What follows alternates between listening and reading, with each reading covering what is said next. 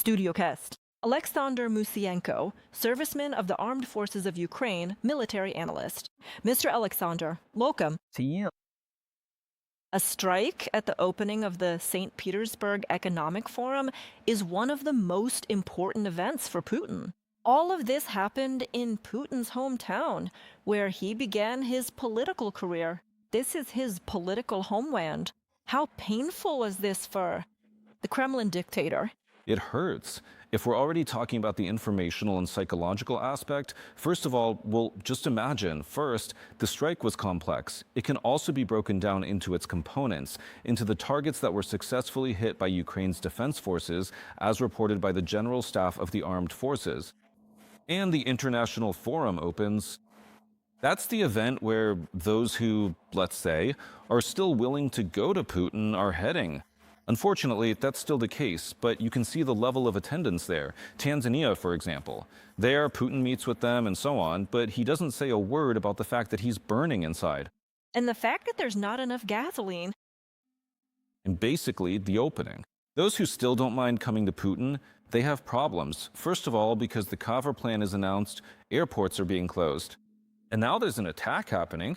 The moment of the opening, which you'd think is supposed to be one of the most high-profile events, one of the top events of the year in Russia, at least that's how they present it, in the sphere of economic relations and whatever else in terms of symbolism.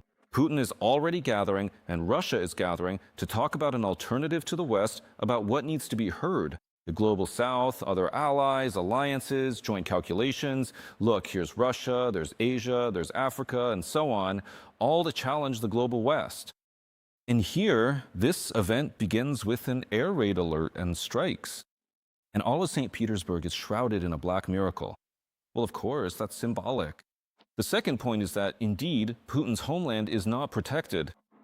The third point, we take Kronstadt and see that a missile ship is hit there. And this means that Kronstadt, one of the military bays there, well, one of the legendary ones, celebrated in many Russian stories, myths, songs, and so on, gets hit. And they let more strikes drift. And of course, from a symbolic point of view, this is a breaking point. Because no matter how you try to cover up such a major event of the year economically, where Putin himself is supposed to appear on Friday, June 5th, and yet they let this happen, and the practical aspect is also very important. Because we're showing that, look, Ukraine is now operating based on what has been confirmed by the General Staff in 3 seas, each of which is important to Russia in its own way. The Black Sea, the Baltic Sea, and the Caspian Sea. Each is important in its own way. Take the Caspian, for example. It's also significant in terms of oil exports, logistics with Iran, and not just that, but also as a military base, which has been used for missile launches.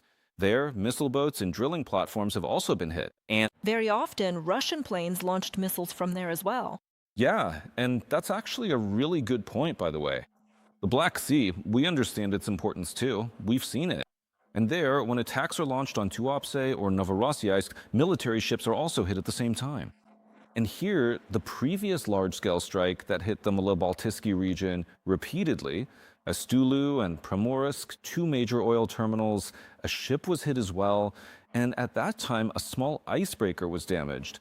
Now, the Boyki has been hit. So it's a complex story. And this is the sign of a comprehensive, thoroughly well-planned operation, which was preceded by preparation, reconnaissance, all the important actions. And since it works, and the Michurinsky plan. And that's a very important story. Why does this also need to be highlighted separately? Because we see it strategically. Right now, the defense forces are striking 2 types of important targets. One is oil exports, which bring profits to Putin and allow him to finance the war, though now to a lesser extent. Because by 2026, they were forced to cut funding for the military-industrial complex by 11%, and that's significant.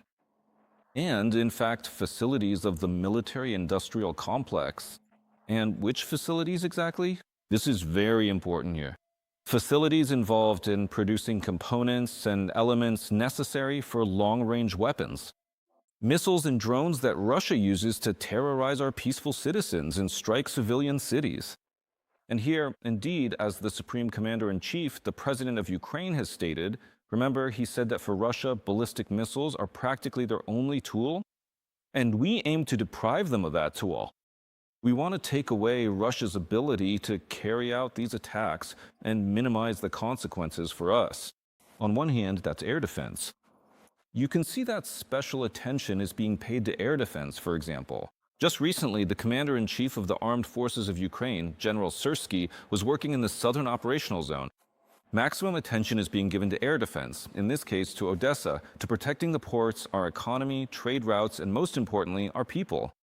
Rational use and maximum efficiency are needed to disrupt enemy attacks. This is being emphasized. It's important. And on the other hand, our own active measures to reduce their capabilities so that Russia starts having problems producing these missiles. And I believe this combat work will continue in the future. We fully understand that. As of today, tough sanctions are the tool that, first and foremost, and most importantly, can save the lives of our people. Secondly, to reduce the aggressor's military offensive potential. And thirdly, to ensure for us a strong position for our country, so we can resist any attempts by Russia to impose negotiations on their terms. And we can see that this is being achieved. With its strikes, Ukraine has driven back and expelled the Russian Black Sea Fleet from the Black Sea area, forcing it into the port of Novorossiysk. And even during the last massive missile attack, Caliber missiles were launched at us. But the Russian ships fired not from the Black Sea, but it seems from the Caspian Sea. And today, once again, a ship of the Baltic Fleet came under attack. Considering how proud the Russian Federation is of its fleets, especially the Black Sea Fleet, they've basically already lost it because it's trapped there in Novorossiysk. Now the Baltic Fleet is under threat here too. Is there a real chance that this kind of fleet will corner it and wipe it out? We're right to mention the Caspian Sea. I think the goal, among other things, is to reduce the enemy's capabilities there as well. And I assume there could be various plans aimed at weakening their naval group there too, to reduce the enemy's presence. The Baltic Sea is very important. By the way, I think our partners should also thank us for this operation, among other things. Especially our friends, the countries of Northern Europe and the Baltics. They have a particularly warm attitude toward Ukraine. They learn from our experience, they're interested, they're our people, and we actively cooperate with them. Recently, the president of Ukraine had a successful visit to Sweden and Gripen, and once again, meetings are being planned in the format of the Baltic and Northern countries. This is all about the security of the Baltic Sea. The Russian fleet, by the way, is very often used there to demonstrate power. Just recently, over the past few months, during the spring, they have been deploying their ships, actually sending them out into the Baltic Sea. They have been showing off and conducting demonstrative exercises there. NATO, in turn, is carrying out its own mission there. But it's a paradoxical situation, really, because overall, the combined potential of NATO and Ukraine there could simply wipe out the Baltic Fleet's naval group. Pretty much all the capabilities of the Baltic Fleet's naval group. If surface drones, underwater drones, plus NATO countries' capabilities were in play there, absolutely. But what are we focusing on? Right now, there's a problem too. What's the key here? Why is there such an emphasis on the fact that the tankers of the Shadow Fleet were being escorted by warships? Because now there are more and more statements coming from Russia that these tankers, which are under sanctions, are planning to be escorted by military ships. And understandably, for these reasons, some countries are hesitant to seize the vessels. Although in principle they have grounds, there are legal grounds since these vessels are violating environmental and ecological laws. They could be detained, and there are ways to do it, but they don't dare because they're being escorted by military ships. If we reduce the number of naval groups capable of providing such escort, it opens up opportunities and a path for our partners to more actively detain and seize vessels belonging to the Shadow Fleet. This is also important. I think this will get attention because, let's say, it's a comprehensive effort specifically aimed at, first of all, reducing the threats from Russia to our partners one way or another, gradually in the Baltic Sea. Secondly, this could also be beneficial for us because we can say, well, who will be escorting these Russian shadow fleet vessels under sanctions if the enemy's naval group is reduced? So the strategy and the idea behind it are clear. I'll ask about Russian drones next. Bloomberg reports that Russia is ramping up drone production at record speeds. Russia claims it intends to produce over 7 million FPV drones in 2026. Overall, what does this mean for the war of attrition that Russia is waging, considering that our Ministry of Defense has stated that every year the Ukrainian defense industry can produce 20 million drones? Well, if we're talking specifically about FPV drones, then let's say every day. If you look at reports and the situation on the front, the enemy can use several thousand per day. That's the enemy. I won't talk about our numbers, but in some areas we actually have an advantage in their use. They can use several thousand. Sometimes it could even reach up to 10,000, and so on. That's during periods of active offensive operations. So it's a huge number. And this is a drone war that's constantly ongoing. At this point, it's always ongoing. Plus, enemy UAVs, of course, Russia is pinning its hopes on them. They are. Why is there an increase? That's what Bloomberg is writing about. Because earlier, there was a report from our general staff that Russia is planning, among other things, to increase the number of personnel in their drone forces. And right now, they're actively running a recruitment campaign in their higher education institutions. And it's not just about recruiting as many as possible, but at least they're promising that all of them will serve in the drone forces. How it'll actually turn out, we'll see. But for that, of course, they need to increase the numbers. So if we look at the targets of our strikes on their rear areas, the enemy in operational rear on the occupied territories in so-called middle strikes. Right, just take the general staff's reports for each day, and practically almost every day, maybe every other day, but there are 2 or 3 per week. We will definitely see reports that targets have been hit. A drone control center in the occupied territories, a warehouse where drones could have been stored, was hit. A deployment point or a training ground where enemy UAV pilots practice their skills has been hit because we understand that the enemy really does plan to ramp up, and we need to fight against this. We need 3 components here. Of course, the first is electronic warfare, which is being systematically ramped up in the armed forces. Second are the strikes, those very mid-range strikes I mentioned, on the places where these drones are based and controlled from. And third, of course, are strikes on Russia's military-industrial complex. Here, let's say they're trying to diversify as much as possible, to the maximum extent. With missiles and drones like Shahed, Garan, and others, it's more complicated because they're still dependent on certain enterprises that exist. Well, because there aren't that many. There aren't that many working on missile weaponry. And here we understand where and how. The Maturance plant gets hit to reduce the enemy's potential in this area.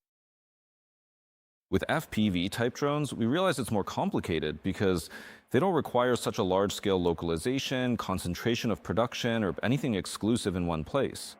That's why the enemy spreads it out, and that's why we need to strike. You have to hit 1, 2, 3, 4, 5 locations to disrupt this cycle.